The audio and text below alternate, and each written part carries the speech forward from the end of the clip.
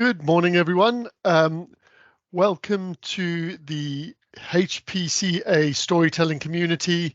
It's first of a series of monthly chats we are going to set up here, because what we're trying to achieve with this community is to give people working in healthcare projects and change management sort of the opportunity to firstly build their knowledge in how they might use storytelling as part of their professional toolkit. And secondly, give them a space where they can actually practice that knowledge, because we recognize it's great, reading books or listening to ideas about how you use stories. It's then sometimes quite hard to make that jump into practice. And we want to cover both of those things. But what we're going to cover today is more like building people's knowledge of practice. And I will then hand over to introduce our speaker for the day to Joss, who is works with me to make sure that this community gets set up and is running. If things go well, it's usually because of Joss's and her team's hard work in the background. Oh, thanks, Bryn. No, team effort, very much so. Good morning, everybody. I am Jocelyn Henry Shaw. I work at NHS England as a PPM Profession Change Manager. I've also been involved with work for the HPCA for a number of years. And as part of that, I've led on the community development, so the Healthcare Project and Change community, which is on the Knowledge Hub platform. So the storytelling community has kind of grown from within the change management specific interest group. And as Bryn said, obviously we're in momentum now, we're building up, and we've got a series of sessions planned. So we're really excited about the session today. So I'd love to welcome Dr. Susanne Evans. Thank you very much for joining us. So Susanne is the director of Felspar Consulting, and she also hosts the Change Stories podcast. So I'm sure Susanne will add a link in the chat at some point during the session for that podcast. It's definitely one to listen to. So the title of the session today is The Power of Stories to Create Engagement and Change. If you do have questions, obviously throw them in the chat, but there will be an opportunity after the presentation to ask those as well. Just to let you know, a copy of the slides will be shared afterwards. And Susanne is also going to work through a template today as well, and that template will also be shared with you afterwards. So don't stress about writing everything down. That's all from me for now, and I'll pass over to you, Susanne. Thank you. Thanks, Joss, and thanks, Bryn. Hello, everybody. I'm so happy to be here today. It's so lovely to have so many people here who are interested in storytelling. I spend most of my waking hours thinking or talking about change and storytelling. So it's really nice to be here sharing my thoughts and my experience with you. As Joss said, I've got my own consultancy business, which I founded in 2007. Before that, I worked in Big Four change consulting, and the work that I do now is based on a combination of my own practice, but also research that I undertook when I completed my PhD in 2020. So what I'm going to talk to you about today is a bit about change and why change can feel really difficult and what we can do to make it a bit less difficult. Spoiler alert, storytelling makes it a lot less difficult. So I'll be talking to you about that, why stories are so effective, and then I'm going to be sharing with you my own approach for building stories into your practice. As Joss said, I've got a template that I've created. So I've got a book coming out in November, which a lot of this content comes from, the template included, but the template is available for free on my website as well. And using the template, you can build a story, or at least the bones of it, about a change that you're working on in about 10 to 15 minutes, I have found through testing it. You'll need to go away and finesse it. What I'm hoping is after today, you'll be able to know a lot more about storytelling, but also have the template that you can use to build stories for your own changes. As Joss said, do ask questions as we're going along, stick them in the chat, and at the end, I'm hoping we'll have plenty of time to have a chat afterwards, so we'll do that at the end. Let me share my slides with you now.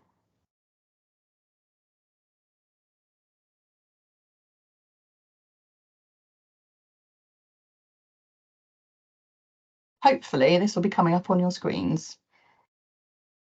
There we go. Yeah. So, first of all, let's talk about some of the reasons why change feels really difficult. And to do that, I just want to bust a few myths about change. If you follow me on LinkedIn, you'll see me talking about this all the time, but we're often told that 70% of change fails. And I think a lot of us go into change thinking that that's true. And of course, that influences how we feel about change and what's coming. And in organisations, I see this all the time, that leaders and managers have this in their mind. And so they approach change from this kind of negative perspective. Actually, in practice, this statistic was misquoted from the original article way back when it was in the Harvard Business Review. If you look at the original article, it's a lot more subtle about change failure. And Dr. Mark Hughes, sadly now retired from Brighton University, but he has done some great work analysing some of these narratives of change failure. And his view, and I'm inclined to agree with him, is that some of these narratives started to circulate when change management became a thing as a profession and also as something that consultants do. Now, I appreciate the irony of that, as I am a consultant, but I think there's something to be said about the fact that this narrative started to circulate when business schools started talking about change and when the big management consultancies started talking about change. So that's not to say that change isn't difficult, because it is, but I don't think we need to come at it with this very negative mindset. And I think if you're working in an organisation where this statistic is still talked about regularly, and plenty of them do, you're coming from a point where people are going to have a slightly negative perspective on change and how it might work in practice.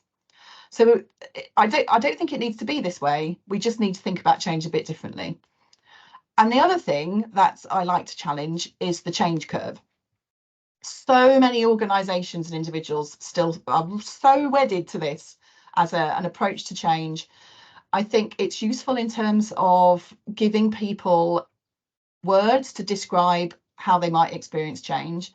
What it isn't useful for is the idea that people progress along the change curve at the same rate. So, you know, the typical one is like this kind of curve, and everyone is depressed at the same time about the change. Everyone is happy about the change at the same time. I think the reality is more like this, and this is my version. There are others who have a similar version than this, but this is mine.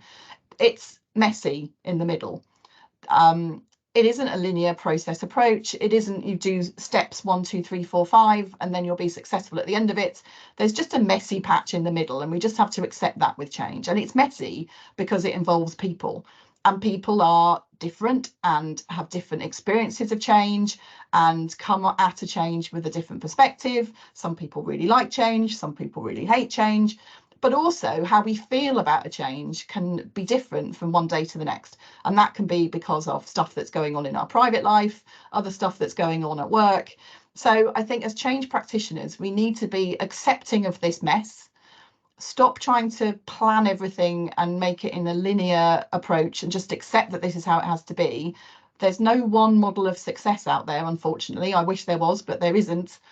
But what can really help is having great conversations in organisations, and also telling stories and using stories both to gather information about what's going on in the organisation, but also to share what's happening with the change.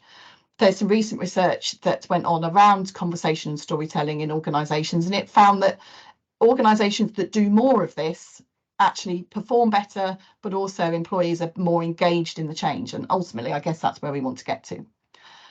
So that's my kind of beef with traditional approaches to change. And the reasons that these don't work, and this is what I discovered in my own research, is a whole load of things that happen in organisations that matter are below the surface. Now, some of this isn't news, right? There's lots of iceberg models. There's models of culture like that go around that have this kind of approach.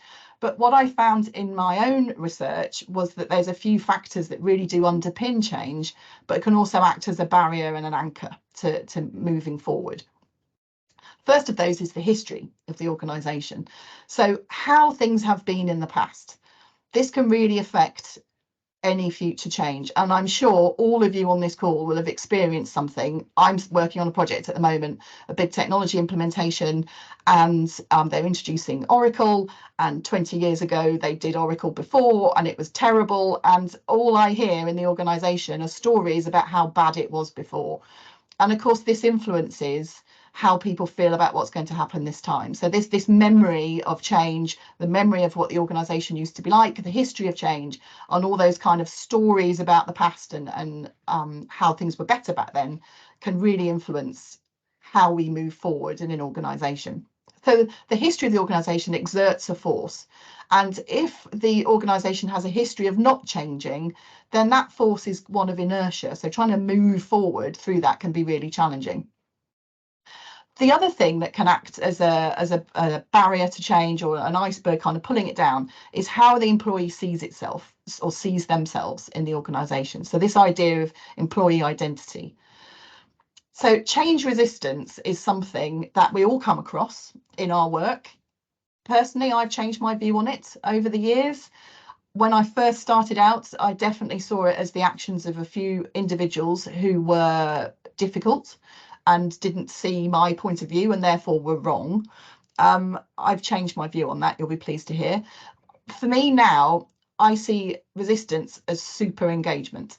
So if someone is that interested in what I'm doing as part of a change programme, that they are willing to ask questions, criticise what's happening, I'd rather that than someone who was apathetic and had no opinion at all about what was happening. So for me, we need to change the way that we look at change resistance. The language around it is so negative. I did a trawl a few weeks ago as part of my research for my book around the literature around change resistance, both academic and practical. And the language around it is very negative. It's divergent. It's difficult was the word that was used again, lone individuals, etc., etc. If we come at it with that perspective as change practitioners, we're not going to pay any attention to what people who resist change are saying. And sometimes people just need more information. They're asking questions because they don't understand. And when you're in a change programme or on a project, we get so immersed in the language and the content of what's going on that we talk in a way that seems natural and normal to us. And we forget that the rest of the people in the organisation have no idea what we're talking about. And I've been there so many times. I can see Bryn laughing. But we all do it, right? You know, it's really easy. It becomes normal. And so we have to reflect on, if people are pushing back against what we're doing, what is it that they're pushing back against? Is it what's happening? Is it the way that this thing is happening? Or is it something else that's going on in the organisation? And this change has surfaced for them some other things that they don't like. So for me, we need to do more to engage with these people we see as resistors. Rather than trying to push them away, we need to really engage with them and understand where they're coming from.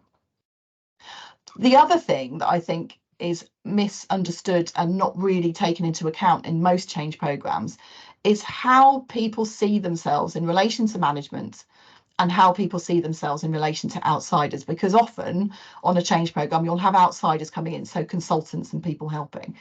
And when I did my PhD research, I worked with the same group of people for 3 years, where I met with them about every 6 to 8 weeks and talked to them about what was going on, how was the change going, how are people feeling, and I found that they changed during that time. So these were kind of management level people. And so when I first met them, they were very engaged in the change because they understood what was going on. Then a whole load of consultants came in, and the group that I was working with was sort of pushed aside a little bit. So they had a very negative view of what was going on, and they felt that the consultants didn't understand the culture of the organisation and were not working effectively with it. So all of these things we need to understand, reflect upon. It adds to complexity. So we know that change is messy, it's very complex, but actually we all have a role to play in this, and as change professionals often we are in that kind of outsider view. So we need to have a recognition of how we are perceived in the organisation. So all of this, for me, it's about getting out there and engaging with people even more than we do already to try and understand what's going on. And of course, there's all this other stuff going on in the organisation around assumptions, norms, values, culture. All of that is hidden as well from us a lot of the time. So there's work that we need to do to dig beneath. And I was just popping up in the chat because I saw Steve Hearson mentioned, and I'm a big fan of his work. Alistair, thank you for that. It's he's so right. He's this idea of resisting as being caring, I absolutely agree with. I think we do need to be more concerned about people who are apathetic. People who are resisting are actually getting involved. So there's all of this going on. What I find in my own work and my own experience is that some of the ways that organisations traditionally do change don't address any of this. And I made reference lightheartedly earlier to this idea of, you know, steps and process steps. Do 1, 2, 3, and then you'll be successful. I think that approach isn't necessarily that helpful. My own approach is based very much on storytelling and appreciative inquiry as a practice. And the reasons for that is stories are really powerful. Now, I hope I'm talking to the converted here with a group of people who've come on a webinar about storytelling. But we know, I think, without even being asked, that stories are important. We know that we're hardwired to really like them. They're part of our childhood for most of us. What's really interesting is how much the human brain works in a storytelling way. And there's a great experiment on which you can watch a video of on YouTube called Hyder and Simmel. I don't know whether any of you have ever seen it. Bryn's nodding. It dates back from 1948. It's a very grainy video of shapes moving around. And I often use it to show to people when I'm trying to convince leaders and managers that storytelling is a good idea. Because if you watch it and you, at the end of it, you ask yourself what you were thinking about, most people, about 90%, will come up with a story. So they'll report it's a love story, it's a fight, it's a chase, it's bullying, it's a victory. Actually, it's just shapes moving around. But so it's the name of the video is Hyder and Simmel, Heider and Simmel. I can put it in the chat later. It's just shapes. But because our brain doesn't understand it, and because we're uncertain about what it means, thank you, Bryn, it's our brain concocts a story to help us make sense from it. And so 9 out of 10 people that watch it make up a story for that reason. So this is really interesting, right? So if we're in an organisation going through change, what's one of the things that happens during a period of change? Well, people start to feel uncertain. So people will start to make up stories about what's going on. And we must all have come across this in our time working in change, where there's been perhaps a gap in the communication, or there's been a few weeks when nothing's been said because everyone on the project is busy doing things. And all of a sudden, there's all kind of rumours and stories that have been created about why that's the case. So this got me thinking, well, if people are already making up stories about the change, wouldn't it be easier if we use stories when we're going through change? Because if people's brains are already doing that, then why not make life easy for them and come at change with a storytelling perspective? So this is both in terms of how you communicate the change, but also how you work with people during the change. Because stories are really memorable and long lasting. They're a part of natural and everyday life for us. We use them to make sense of complex and uncertain situations, and they're really memorable. So there was a great piece of research done by Jennifer Aker, I think it was at Harvard, where she did 2 presentations to 2 sets of students. One was fact-based presentation, and the other one was the same facts but presented in a story-based way. And surprise, surprise, everyone remembered the storytelling presentation a lot better than the facts, but it was 7 times more memorable. I mean, this is amazing. People remembered 7 times more stuff if you use a storytelling structure to tell the story rather than just facts. So we need to be using these in our practice. So all of this kind of started to build up for me through my own research, and I thought, well, I need to create an approach so that people can build stories into their change practice. So this is where I've come from in terms of doing that. So sorry, the illustrations, by the way, are not mine. Sam Warburton has done the illustrations for my book, and these have come directly from there, so I can take no credit for any of these. But this is how I think we can all build more stories into our change practice. So it's about having conversations about things that really matter, but also understanding the stories that are being told in your organisation. And inquiry is just as important here as communication. Often when we do change in organisations, we do a lot of advocacy for the change. So we try and convince people why the change is a good idea, but we don't spend a lot of time actually asking people, well, how's the change going to affect them? Do they need the change? So there's a big focus on inquiry to gather stories about what's going on, but also to understand where people are coming from. So here we go. There's 5 things that I think we need to be doing more of in organisations to have a more storytelling and inquiry-based approach to change. First of all is paying attention.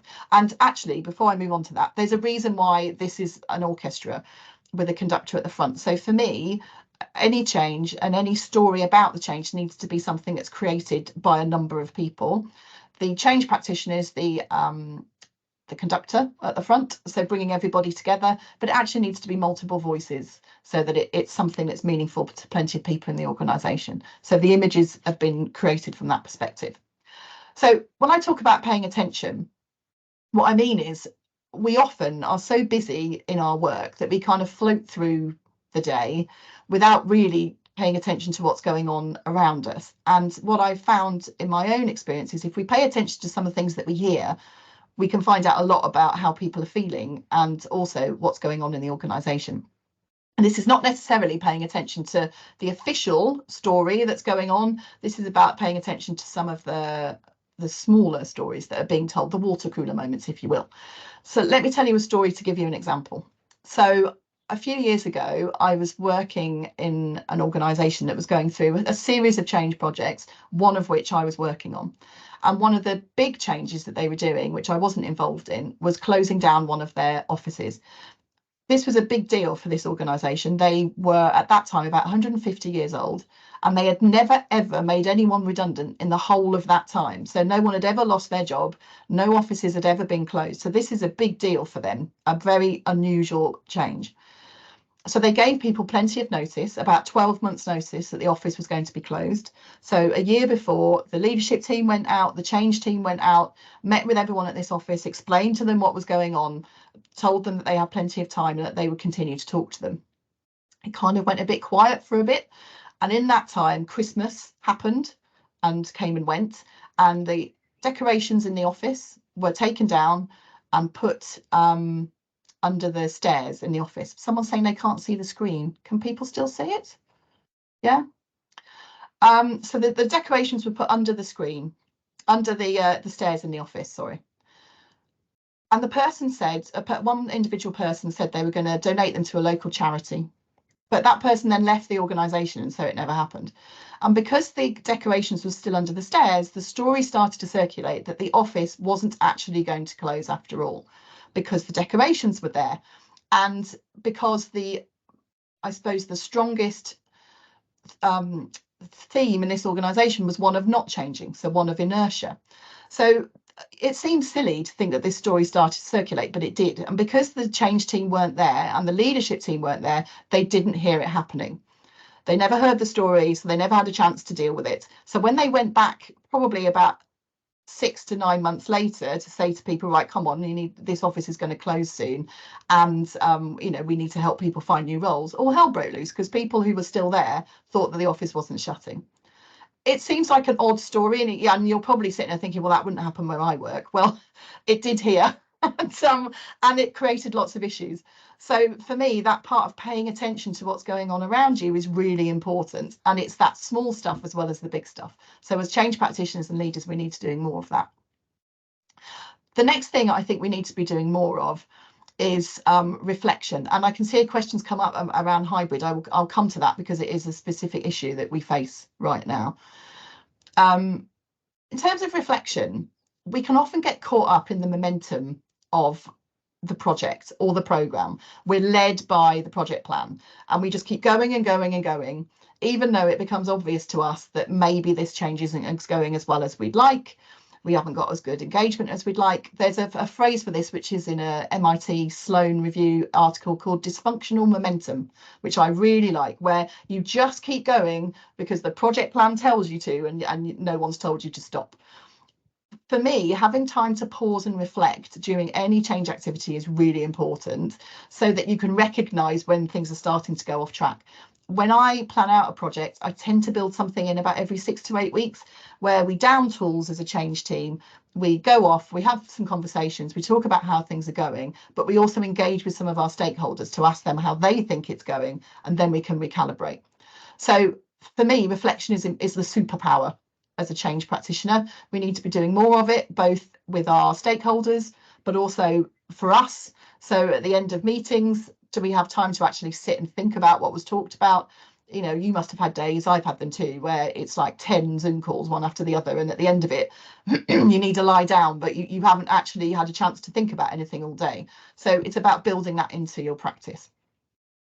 Third area is inquiry. I mentioned before, I think it's so important. We don't do enough of it. We don't ask enough questions. I don't think leaders ask enough questions during periods of change because they're probably a bit worried about what they might hear, or if they get asked something that they don't know the answer to. I think we all need to be okay with this uncertainty and not knowing the answer so that we can understand what's going on in the organisation. My colleague, Alan Arnett, talks about shiny pen theory. This is his theory of change, where we spend so long trying to sell people a shiny pen for change, we don't actually ever ask the question, do they need a shiny pen? And if we're trying to build a story that's engaging about the change, we need to understand what's in it for the people that we're talking to, and you do that by talking to them about what's happening. So we need to be more open to asking questions and not having all the answers. The next stage is appreciation. I talked about appreciative inquiry earlier as a real fundamental underpinning of all of my work. I think I look back on some of the changes that I did back in the day, and we would go into an organisation, we'd do a review of what they were doing, we'd tell them everything was terrible, then we'd tell them that we could fix it, and then we'd wonder why maybe they weren't that enthusiastic about what we had to offer. So we need to appreciate what is already there. Appreciative inquiry is founded on the principle of understanding the best of what is, and we need to do that first before we can take anything forward. Again, there's lots of research here that shows if we take forward something that people value from the past into the future, they're more likely to be engaged with it. So we need to understand what that is. It isn't about throwing everything away, starting again from scratch. There's always something that we can take forward into the future. And then the final element of this is actually creating a story. So telling a story that builds all of this information in and then does it in a way that people find engaging. So this is where the template comes in, which I'll come on to shortly. Someone asked the question earlier about paying attention in a hybrid world. It's a whole lot more difficult. So I did in 2021, I did a transformation project in an HR team where we restructured the team. It was a fairly small team, but it took probably 3 times as long as it would normally because it was totally hybrid. So I don't think I met any of the people who were involved at any point in the 12 months that I was on that programme. So when you're in a room and you're sharing things with people, you can see how people are reacting to what you're doing. When you're hybrid, you can't. So what we did in that situation was do a lot more one-to-one follow-up. So we'd probably still do a meeting a bit like this, where we'd share some of the key content that we wanted to share with people, but we would then follow up with people one-to-one afterwards to make sure that they were okay, that they had the information that they needed. Did they have any questions? What we also did in that was to have a few people on the call so that one person could be speaking and another person could be monitoring what was going on in the chat, but also having a scroll through the participants to see what do people look like, how's people's body language when they're on camera. Obviously, a lot of the time people aren't, but it requires more effort, more focused activity, I think, and more intention. So when you're in the office roaming around, you get to hear things. When you're not, you just have to be more intentional about your activity of paying attention and allow more time to do it, I would say. So there's a few things that we need to know if we're going to tell a compelling change story. And there's a few activities that we need to do. So we need to find the story. So this is the first picture here, the opera glasses. And you can do that through the activities that we talked about earlier in terms of attention, reflection, inquiry, etc. But often in organisations, there's other things that you can use. So artifacts, things that exist in the organisation, strategy documents, etc., that you can use to gather some of the content for what you want to talk about in your change story. Then you have to write the story, and the template gives you the tools that you need to do that. Then it's about performing your story. And this is the bit that can feel really uncomfortable for people. I'm sometimes uncertain about using the word performance, if I'm honest, and delivery is sometimes a better term. But actually, I think it's about making people comfortable with the idea that often when we create a change story, it is going to be told verbally rather than written down. And it isn't about making yourself the best performer, you know, a raconteur, stand-up comedian, etc., etc. It's about being the best version of you telling this story. So authenticity is really important. So a lot of the work that I do is with working with leaders to actually help them, first of all, craft their story, but then get really comfortable about telling it. And then the final thing to think about is what I call story honing. So it's about recognizing that each time you tell your story, it will be different because you'll have a different audience. But it's also about recognizing that your stories don't stand still, so that what you write or create at the start of a change program will be different at the end, and you need to keep honing it, revising it, reflecting on how it went, any feedback that you get, and keep working on it. So although I say here's a template, you can use that to create your story, actually what you'll need to do is create many stories over the life of a change program. I really like the work here of Peter Guber, so that's Guber. He wrote in the Harvard Business Review about the 4 truths that you need to have when you're trying to engage and move an audience. And when we're telling a story, this is what we want to happen, isn't it? We want to create a transformation in the people that we're talking to, but we also want to create emotion, because emotion is what makes stories different to other forms of communication, but it's also what creates action. So any story that creates emotion in the recipient of the story will create more action than just simply giving people a series of facts and figures. It's one of the reasons about why stories are more memorable. So Peter Guber talks about the fact that there has to be truth to the storyteller. So the storyteller has to be authentic and honest in their storytelling. So this is the point I was making earlier about being yourself when you tell a story, and being okay with that, being really comfortable with that. There also needs to be truth to the audience. So the storyteller has to provide an opportunity for interaction and participation in the story. So there's ways that you can do that by, again, is creating emotion, time for questions, time for people to share their own stories as well, which is really important. Guber talks about truth to the moment. So this is about the storyteller preparing their story, but never telling it in the same way twice. So they react to each individual experience, each individual situation. A lot of my work, I've talked about appreciative inquiry already. One of the things I love about appreciative inquiry as an approach is that it has this plan tight, hang loose methodology, which I really like. This is how I do a lot of my sessions when I work with clients. You plan for where you want to get to, so you intensively plan, but you also recognize that you're going to have to hang loose in the session because things will happen and you'll have to adapt to them. Someone will ask a question you weren't expecting. The conversation will go off in a different direction.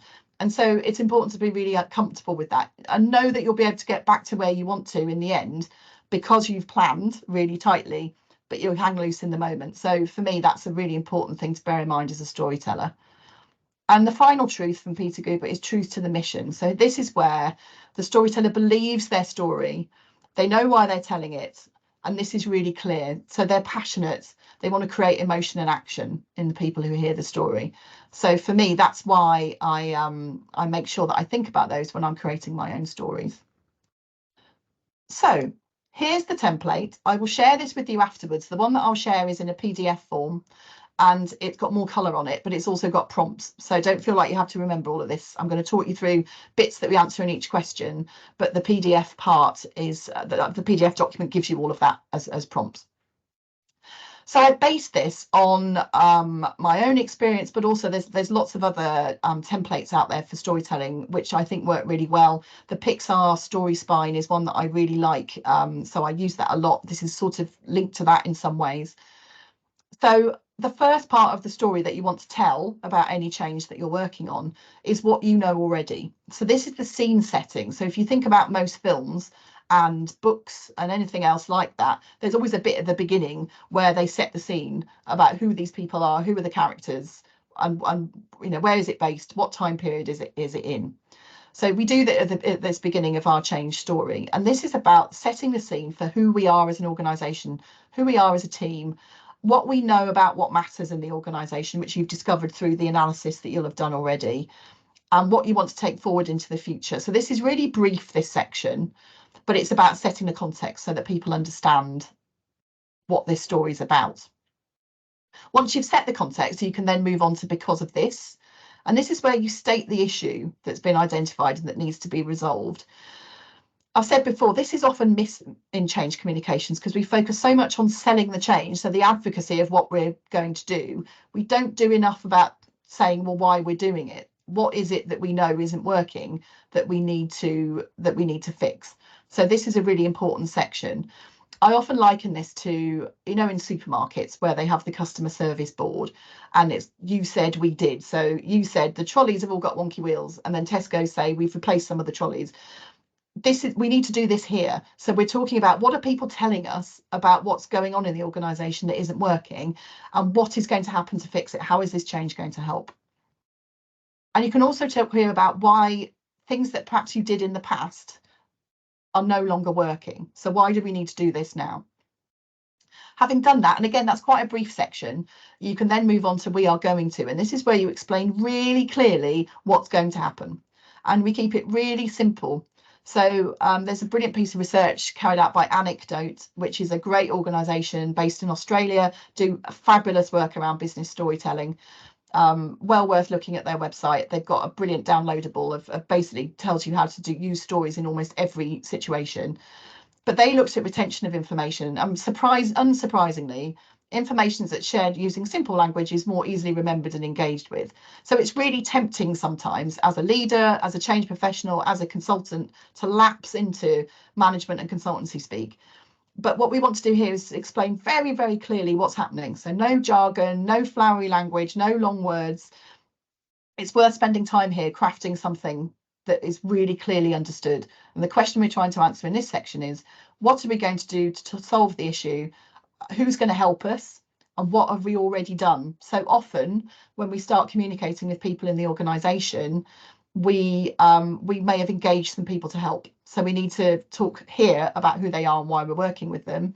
But also there may already have been some work going on that perhaps other people don't know about. So here's the opportunity to talk about what's happened there. So this stage is where it's often missed. This is about why it's needed and why now in particular. So sometimes organisations don't do this. It's not justifying the change. It's just a chance to explain why it's happening now and what the outcome might be if we don't change. And this is not about creating this burning platform for change, which I really don't like, because I think we're not in the business of scaring people. It's just about helping people understand why it has to happen now and what's going to happen. And again, not particularly detailed, just a little bit of understanding for people. So the next section for me is the most important part of the story. So this is where you explain what the future is going to look and feel like once the new thing has been introduced, so once the changes have happened. And this is where we can really try and evoke all the senses of the people who are hearing, reading, listening to this story. So what's the working day going to be like? What are people going to see, hear and touch in the future? And this is all the perspective of the people listening to the story. So what are they going to be interested in? What's in it for them? How are they going to benefit? And you can be really creative in this part. So a client of mine, post-COVID, introduced completely new ways of working, where they went from really typical 9 to 5 in the office culture to much more flexible. People work where they want, they dress where they want. They even introduced a unlimited holiday policy where people could have as many holidays as they liked. They wanted to explain this to people in a way that was really engaging, and their kind of default method of communication was probably a town hall meeting where they got everyone together and someone did a presentation. And they wanted to do something different here to reflect that they were working in a different way. So as well as creating a change story with them, we also created some cartoons of real life people in the organisation going about their day, doing their work, using these new ways of working, and showing what their day-to-day life was going to be like in the future. So they might go to a meeting and then go to a yoga class and then work from the gym for a couple of hours and then go back into their home office again. And these were so engaging and felt so different for people that there was a lot of conversation about this, and it really helped to embed why things were going to be different in the future, help people understand it. I'm sure if you think back to some of the large scale communications that you might have been at the receiving end of about changes that are coming, that's not the approach. So a PowerPoint will have been created which is created from the perspective of what the person giving the PowerPoint wants to tell you, rather than what you need to know and what the transformation is that they want to create. So it's about coming at it from a slightly different perspective. And the final stage, again, often missed from other change communications and ways of talking about change, is providing a place for people to go if they want more information. So going back to what we were talking earlier about resistance and inquiry, we need to provide opportunities to ask questions. So here we can signpost people to more information. You can also signpost them to things that they need to do as part of this change, but also things that will happen next. And you can also ask people for help in the story. So is there anything that they want to share? Do they want to contribute to this story? So going back to this point earlier about this co-creation of story, if we're able to give people an opportunity to add their comments and their issues here, that can be really helpful. So that's the final stage of the process. I saw a couple of questions popping up in the chat while I was talking. So what if the change is not necessarily about addressing a problem? Yes, that can be a challenge, Alexandra. I think sometimes changes come in because it's just something that needs to happen. So I said about the change program I'm working on at the moment, which is a technology change. Well, it's having to be done because the license of the previous version of Oracle is defunct. So this is not solving a problem for anyone other than the IT department, probably. But actually what we've managed to find through the investigation that we've done and the inquiry is there's a whole load of really great stuff in the new system that is going to solve some of the day-to-day issues for people in their work. So it's going to help them do things quicker. There's going to be less off-system work that they need to do. So I think it's about really trying to uncover to see if there are things that will result from this change that are going to help people. If there genuinely aren't any things that are going to help people, I think the first question to ask yourself is, does this change need to be done? And if it still needs to be done, then you'll probably need to be a bit more creative about how you approach some of this section. But I think in my experience, there's always something that will benefit, unless, of course, it is a redundancy program which needs to be come at from a slightly different perspective. But I still think you can use this template to talk about that. It's less in terms of benefits. It's more about why this has to happen, and being really humane in the way that you talk about that so that people understand why. And I think I've been in a lot of programs over the years where managers have shied away from that honesty. And I think you can use this in a really honest way to talk about what's coming. I'm conscious of time, so I am going to move on to my final slide, which is just where to go if you want to get more information. I'm always wishing on LinkedIn, as Bryn and Joss will tell you. So do come and connect with me. Always really happy to talk about storytelling, and that's the link to my website and also to the Change Stories podcast there. So I'll send these out. I'm going to stop sharing now. So we've got an opportunity for any questions or conversation just in the last few minutes. Yeah, I mean, I've seen loads of sort of applause in the chat, and have you been taking questions as you've been going? But I'll pause and sort of open it to the group. I've got a couple of questions myself, but I'll let everyone else go first. You can stick hands up, or you can just come right in. Oh, Lorna's asking me to pop the last slide back up. What I'll do, Lorna, is I'll put some links into the chat.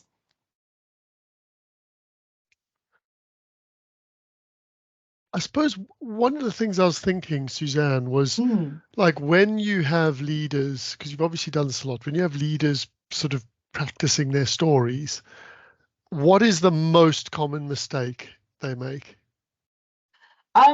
It goes back to what I was saying earlier. I think it's a lack of honesty. And I think when we talk about change, we really need to be honest about what's coming. And if you think about films and books and things, the kind of classic story arc is you set the scene, the hero or the heroine goes off and does something, then something bad happens, then they find a way out of the bad thing, and then they come out the other side. So it's that classic arc. When leaders tell stories, they're sometimes unwilling to go into that dark place about what might be difficult about what's coming. I actually think that's really important, because if we don't address that in what we're talking about, the story can seem a bit unrealistic, inauthentic. And I think if we know that there's going to be difficult times ahead, we need to be really upfront about that. We need to be treating people like grown-ups and accepting that they will be able to cope with that level of information. And I've sat in so many rooms with leaders over the years who've been asked the question directly, are there going to be any redundancies? And they've said, oh no. And then 6 months later, oh, what a surprise, there's some redundancies. And of course, all trust is gone. So I think you have to be honest. That's the mistake that they don't make. And I think when I work with leaders on their own stories, I get them to talk about what they're excited about with this new thing that's coming, but I also get them to talk about what they're nervous about and then what they're going to do to feel better. So like make sure people like acknowledge both sides and go into that dark place. Exactly. You've got to go into the dark place. Excellent. And so just looking, there's a question in the chat from Alexandra saying, if you've not necessarily done the storytelling at the beginning, how can we introduce it later on? I would say better late than never. So just do it. The ideal time to do it is at the start, because if we're thinking about moving things forward from the past and showing how we're doing things differently this time, taking a different approach to how we talk about the change can be a really great indicator of why this is different. But there's absolutely nothing wrong with deciding halfway through a change program or even near the end to think, actually, I'm going to try using some stories. So I would say just do it.